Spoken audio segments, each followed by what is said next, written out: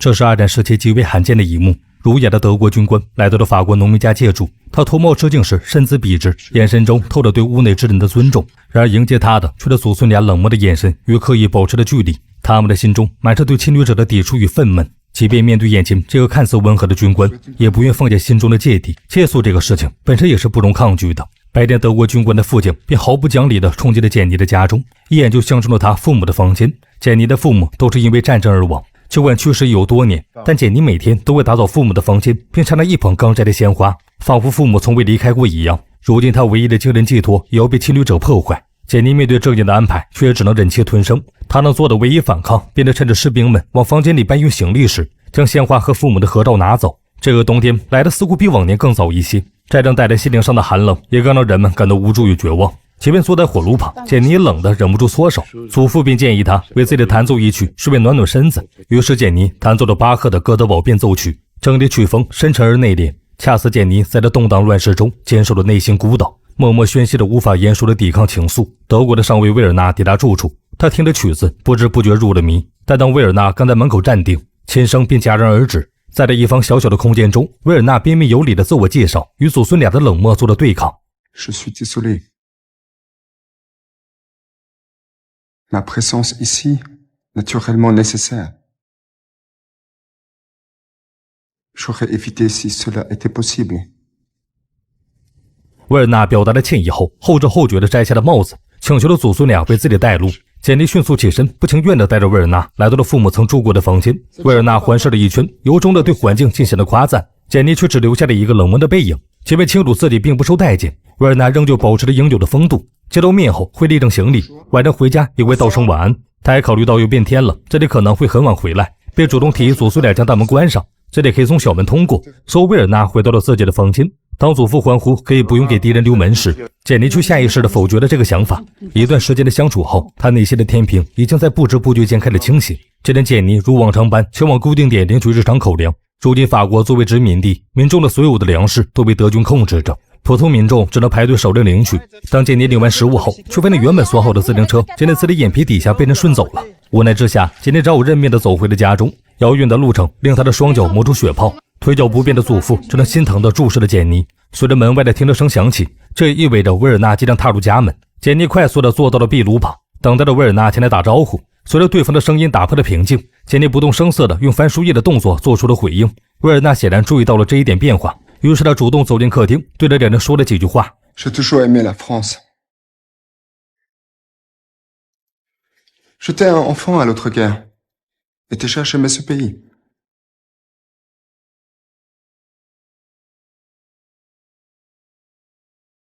Pourtant, j'ai perdu mon père moi aussi.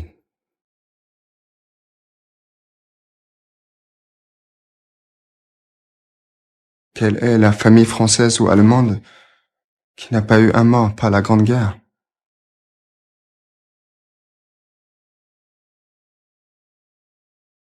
J'ai beaucoup de respect pour les gens qui aiment la patrie. 威尔纳说完这些肺腑之言后，便转身回到了房间中。简妮和祖父知晓了他的丧父之痛后，内心深处难免有所触动。战争无差别的带来伤痛与死亡，无论是侵略者还是被侵略方，都无法在战争的巨轮下讨到好处。接下来的日子里，简妮由于自行车被偷走，只能徒步去上门授课，因此脚上新伤叠旧伤，他疼得实在走不动路时，威尔纳的车刚好路过，他主动叫停了司机，随后主动邀请简妮坐上顺风车。然而当威尔纳绅士地打开门时，简妮却径直地朝前走着，无情地与威尔纳擦肩而过，哪怕痛到每步走得像踩在刀子上一样，他无法跨越民族仇恨的鸿沟去接受这种友好。威尔纳识趣地重新坐上了车，离别时仍有礼貌性地挥了挥手。简妮见车的走远，立刻泄的气般跌落在了地上。好在接下来的一段路程中，简妮遇到了开车的表哥，他这一次毫不犹豫地上了车。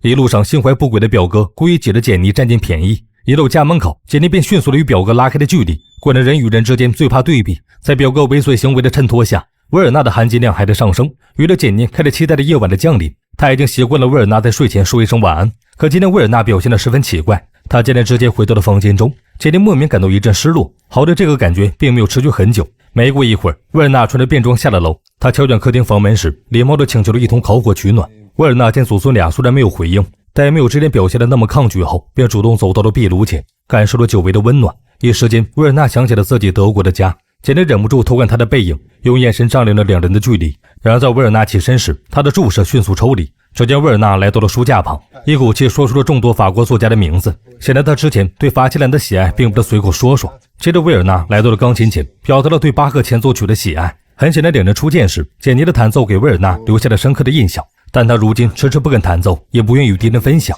令简妮没料到的是，他竟然遇到了知音。维尔纳在这讲述起了自己的事情。Je ne crois pas, vous l'avoir dit, mais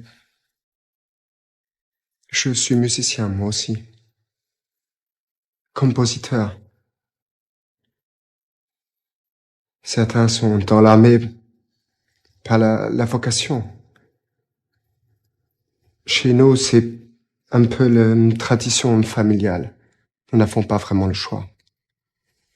维尔纳此言使简妮意识到，他也同样被战争裹挟，仇恨之心有了松动。但在国家仇恨面前，个人感情就显得微不足道。之后发生了一件事，让简妮意识到维尔纳的性格底色本就善良。维尔纳路过邻居家时，发现有孩子摔倒在地，他立刻要求司机停车，最后亲手抱起受伤的孩子，将他送到了邻居家中。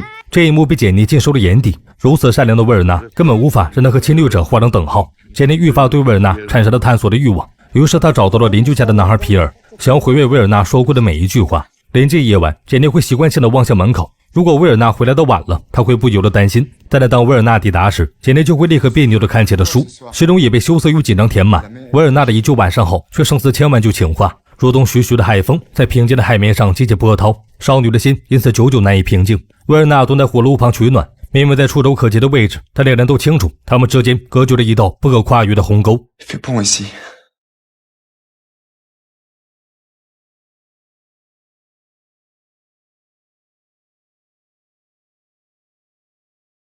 Quelle chance, vous savez, habiter près de la mer. Moi, ce que j'aime dans la mer, c'est son silence. Je ne parle pas de Brandon, les ressacs. Enfin, je parle de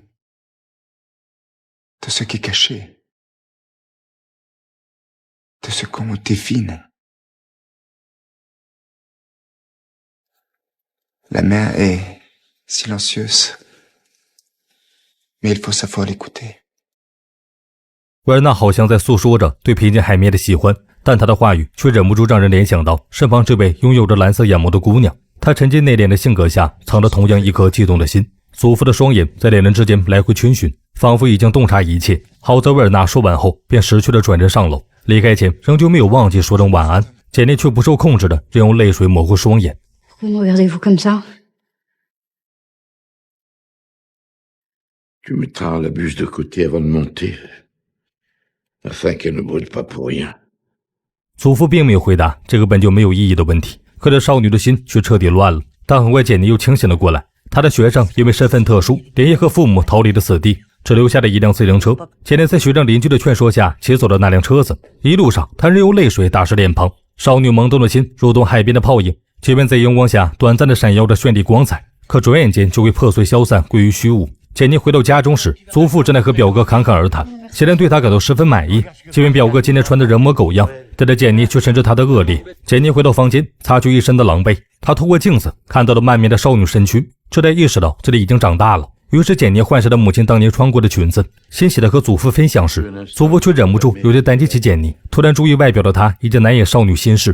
今天是1年1度的圣诞节，祖父按照惯例会去参加弥撒聚会，简妮却拒绝了陪同。好在祖父并未拆穿他的小心思，在这个特殊的节日，简妮愿意放弃一切，只想放纵一次。精心打扮的她终于等来了他的绅士。简妮故作淡定地坐在椅子上，面朝壁炉，甚至不敢抬头看一眼，生怕与维尔纳的目光交汇会泄露自己内心的情感，使两人陷入更加复杂难辨的境地。维尔纳坐到了钢琴前，弹奏了初见时简妮曾经弹过的巴赫前奏曲。尽管没有言语，两人却能感受到彼此灵魂的共鸣。这种共鸣跨越了立场的障碍，让他们在精神层面有了更深层次的连接，使他们之间微妙的感情进一步发展。可是简妮始终没有勇气回头。维尔纳看着少女白皙的后颈，有点情难自禁的想要靠近简妮，但在他们身处战争背景下，分属对立的阵营，国仇家恨的大环境如一道坚固的屏障横在两人之间。维尔纳清楚地意识到自己不能肆意妄为，理智不断地拉扯着维尔纳，这种冲动抬起的手却又被无奈地放下。一句圣诞祝福后，维尔纳选择转身离开，把那份冲动和情感再次压抑回心底，与那把简妮为他预留的椅子擦身而过。确认对方彻底离开后，简妮做了一个疯狂的举动，她来到了维尔纳的房间，拿起对方的围巾，贪婪地感受着上面残留的余温。随后简妮看见了维尔纳被拆开的家信，她忍不住好奇地打开查看，想要更加了解维尔纳的信息，拉近彼此的距离。随后简妮直接躺在了对方睡过的床榻之上，被专属于维尔纳的味道包裹，主动躺在了他的怀抱之中。简妮贪婪地抱着枕头入眠，直到听见屋外传来的停车声，她才如梦初醒地逃离了这里。简妮原本以为自己将其塞回去就能够掩人耳目，可是她匆忙关门时带来的一阵风将那封家信吹到了地上。维尔纳回到房间，捡起了掉在地上的信件，也意识到少女出格的行为，他的陷害也再次波涛汹涌。于是第二天，维尔纳主动找到了简妮，只想要确认一件事情。简妮打完雨后，发现维尔纳高大的身躯站在桥头，他一脸紧张地握着拳，定定地看着简妮，右手的大拇指也下意识地搓着手，仿佛是一个心虚的孩子。简妮有些惊呆了，平日里爱答不理的冷傲表情也浮现出了一丝困惑。他故作镇定地走过去，维尔纳立刻绅士地侧身让开。当他以为自己用精湛的演技蒙混过关时，却不能将自己刚刚捕捞的鱼打翻在地。维尔纳见状，立刻脱下手套帮忙捡了起来，两只手交错的捡鱼，分明离得那么近，却又完美的错过了每一次的触碰。两人眼神交汇时，维尔纳确实看到了简妮的冷漠。莫测的女孩绝情的背影离开时，他才意识到这一切只是自己的幻想。实际上，简妮只是落荒而逃，他只能用冷漠的掩饰那快要跳出胸膛的心脏。简妮回到家时，却被蹲守在此地的表哥拦住，对方想要邀请简妮参加舞会，却再次遭到了无情的拒绝，他因此丧失了所有的耐心。于是表哥只得用强硬手段想要逼迫简妮就范。由于男女力量悬殊，受着愚人的简妮只能痛苦地挣扎着。赶来的维尔纳听到了屋内发出的惨叫声，立刻快步地推开了门，终止了这场闹剧。他心疼地望着简妮恐慌的模样，却只是沉默地与之擦肩而过。赶到家的祖父发现气氛微妙，想要询问发生了什么事，简妮却不愿再次提及。换了便服后的维尔纳却难抑制内心的澎湃，于是他想要单独找到简妮说明心意，但是还未来得及说出口的话，却被推门而入的祖父打断。这天简妮外出时，突然发现经常出入邻居家的男人被德军逮捕，于是简妮主动来到邻居家报信。她早已经察觉到邻居保卫国家的秘密行为，一旦她将一盆天竺葵放在窗台时，就不准儿子回家打扰大人们的谈话。但在这次盟友被抓，邻居势必为了组织做出一些大动作。没过多久，维尔纳将自己准备带两个好友在外面小房子住下的事情对祖孙俩进行了报备。从维尔纳高兴的神情来看，他和即将到来的人一定交易匪浅。然而三人第一天夜里就因为侵略者和胜利者的争议吵了起来。朋友们认为德国是战胜国，就该碾压作为失败者的法国，但是维尔纳并不赞同，他始终强调了自己是侵略者的身份，并想试图维护法国人民的尊严。Frankreich ist besiegt, mein Freund, und wir sind die Sieger. Halten wir uns dementsprechend mit Stolz und mit Ehre. Aber gerade die Ehre, bedeutet das nicht für die Sieger, andere Völker nicht zu demütigen? 但很为朋友并因为这些疯狂的言语对维尔纳进行了抨击。听到他们争吵的简妮被维尔纳的话也惊到了，简妮意识到维尔纳并不是纯粹的侵略者，心也抑制不住的在这狂跳起来。但家国仇恨却不会因此彻底消弭，邻居也终于要过大动作了。在这之前，对方主动找到简妮，将孩子托付给了他照顾。简妮却整夜都睡不好觉，她担心邻居会对维尔纳不利。果然深夜之中，爱国者们便开始行动了。邻居的丈夫将炸弹绑在了维尔纳专车的车底。简妮意识到维尔纳今天有生命危险时，立刻不管不顾地跑到了楼上，想要敲响他的房门进行预警。但在到了门前却又停了下来，一边是国仇家恨，一边是少女情怀，孰轻孰重，简妮很快便做出了抉择。但是她却因为这个决定而难以入眠。于是简妮守在窗边度过了煎熬的一夜，直到被窗外的德军交谈声惊醒。简妮再次被恐慌感充斥心头，心里即将发生的恐怖事情，她再次陷入了两难境地。直到维尔纳下楼的声音传来，简妮做出了一个大胆的决定，她迅速坐到了钢琴前，弹奏起了那首巴赫的前奏曲。即将走出大门的维尔纳听到汽声响起时，果不其然顿住了脚步。维尔纳感到十分诧异，女儿自从他入住后便不曾分享自己的琴声，如今就突然弹奏，难道是在回应两人之间的感情吗？维尔纳一边沉浸式听着弹奏，一边探究着看着女孩紧张的神情。一曲弹奏结束后，维尔纳听着门外剧烈的爆炸声，才意识到简妮是在救自己。他最后深深地看了一眼女孩，匆忙地跑出了房门。然而维尔纳亲眼目睹他的挚友和副官因为这场爆炸葬身于火海，却忍不住悲从中来。简妮隔着火映看着维尔纳的悲痛神情，悬着的心再次下坠。两人之间说不清道不明的东西太多了。韩国德军并将幕后黑手逮捕，这是简妮的邻居夫妇，谁都知道这意味着什么。就连他们的孩子皮尔也清楚后果，他不愿分离，却也只能无助地望着车的渐行渐远。简妮心痛地追上了皮尔，将他带回了家中收养。简妮不忍心看皮尔成为无父无母的孤儿，于是想再帮邻居夫妇争取一次机会。然而当简妮来到德军的占据地时，却和其他法国群众一样遭到了德军的驱赶。维尔纳一眼便在人群中看到了简妮，他无奈地看见女儿请求的眼神。身为德军的上尉，维尔纳也有难言的苦衷，最终他只能俯身坐到了车中，却又忍不住向后望去。准备离开的简妮立刻心有所感，再次扭过头去。这一次的对视，两人的眼中只有纯粹情谊。立场不同的两人，甚至连一个开始都不敢奢望。简妮回到家中，忍不住失声痛哭，祖父只能在一旁默默地陪伴着她。临近夜晚，简妮情绪稳定了下来，她坐在客厅，等待着维尔纳的到来。维尔纳如约而至，脚步声却异常沉重。这一次，他是来告别的。Je m'en vais.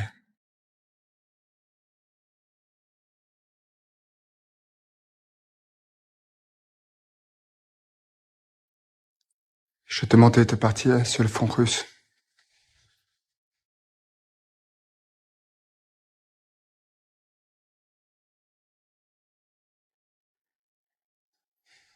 La propagande ne parle que des victoires de notre armée. Mais là-bas, il fait moins 40. Nos soldats ne peuvent plus.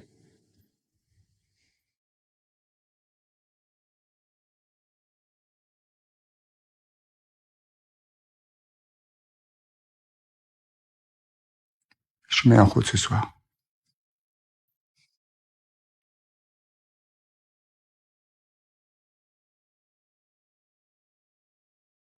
Je vous souhaite une bonne nuit.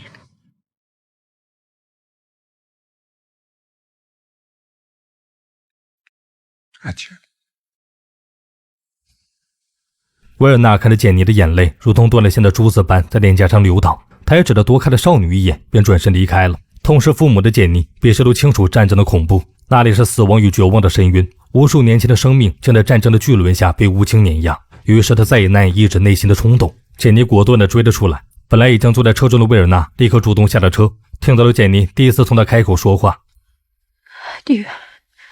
这个少女唯一一次对维尔纳说话，是第一句，却也是最后一句。这句再见在法语中意味着永别。维尔纳看着泪眼朦胧的简妮，动了动嘴唇，却也什么也没说。这一刻他的心中有一场海啸，但是他却只能静静地站着，没有让任何人知道。两人离别时，甚至连一个拥抱都没有。现在数秒后，维尔纳家爱人的模样默默地深刻脑海中。所有夫人上车，奔赴那有去无回的战场。后来简妮坚定了维护祖国的决心，所有的家族的反抗组织投身于反抗侵略的斗争中，和邻居当初一样，走进了一个神秘的房间，便在窗台上放上了一本天竺葵。在这个战火纷飞的年代，他的下场也注定悲惨。上尉与少女之间的爱情本来悄然绽放在战争废墟中的油花，却因国际与战争的天谴，只能以沉默相对，以无言作别。这场爱不能言的爱情终究要消散在战火之中。如果没有战争，他们又将是多么登对的恋人。让我们在这场电影的余韵里铭记战争的残酷，珍视和平的珍贵。全世间再无战火纷飞，再无挚爱分离。